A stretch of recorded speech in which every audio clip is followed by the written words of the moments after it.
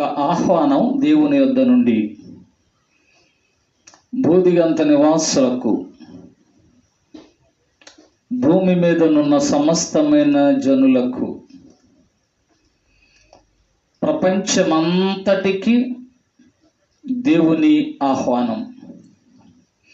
ఈ ఆహ్వానము గనక మనం ఆలోచన చేస్తే, నా వైపు చూచి రక్షణ పొందుడి, భూదిగంతముల నివాసులారా నా వైపు చూచి రక్షణ పొందుడి అనే మాట మనము చూస్తూ ఉన్నాం. ఎందుకు ఆయన వైపు చూడాలి, ఎవరిని చూడాలి, ఎవరు అనేది గనక మనం ఆలోచన చేస్తే, ఆయన చెప్తున్నటువంటి మాటను మీకు నేను జ్ఞాపకం చేస్తున్నా. దేవుడను నేనే,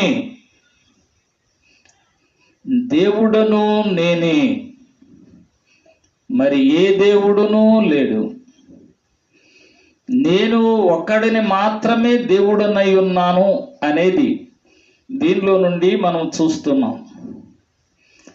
దేవుడు నేనే, ఈ మాటలు మనము జ్ఞాపకం చేసుకుంటే, లోకములో దేవుడు లేడు అని చెప్పే జనాంగం ఉన్నారు.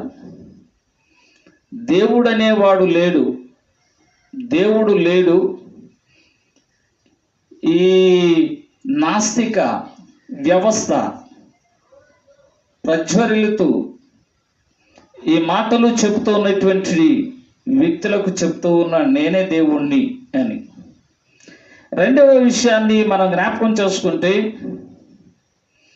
ఇతర దేవుళ్లకు, దేవతలకు ఆరాధన చేస్తూ ఉన్నటువంటి వారికి చెప్తా ఉన్నాడు, నేనే దేవుణ్ణి,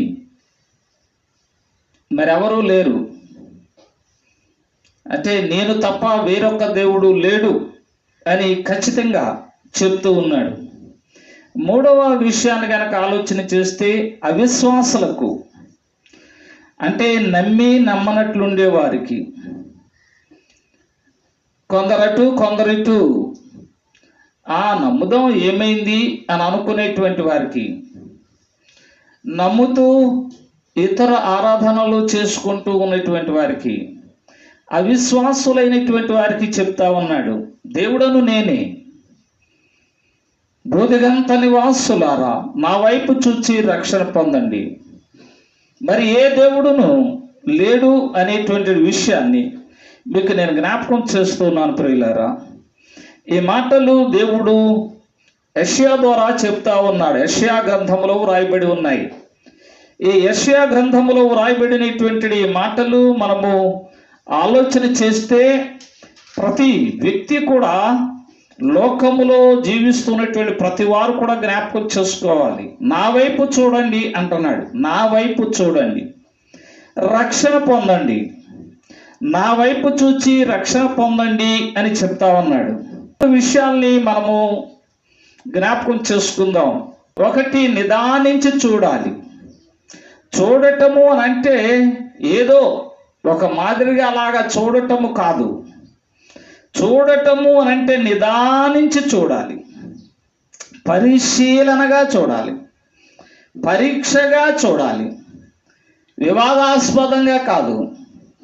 సోదరి సోదరుడా, ఒకవేళ వివాదాస్పదంతో చూడటం కాదు, మలినాన్ని హృదయములో ఉంచుకొని పరిశుద్ధుడును చూడటానికి సాహసించకు.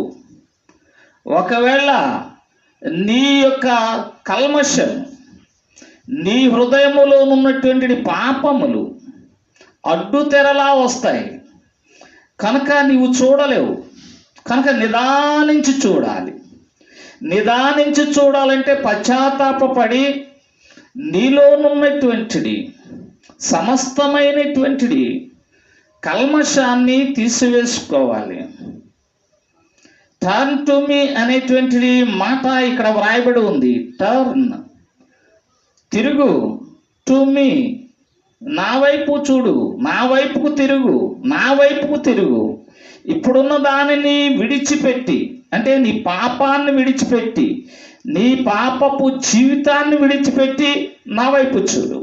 నా వైపు చూస్తే నీకు రక్షణ. And be saved.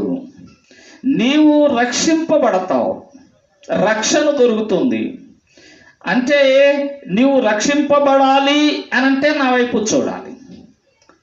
చూడండి, ఈ దినాన్ని వ్యాధిలోనున్నటువంటిది, బాధల్లోనున్నటువంటిది, ఓ నా సోదరి సోదరుడా, ఓ ప్రియ కుమారుడా కుమార్తె, నా వైపు చూడు అని ప్రభు పిలుస్తా ఉన్నాడు. నిన్నే పిలుస్తా ఉన్నాడు, ఎవరినో కాదు, నిన్నే పిలుస్తా ఉన్నాడు.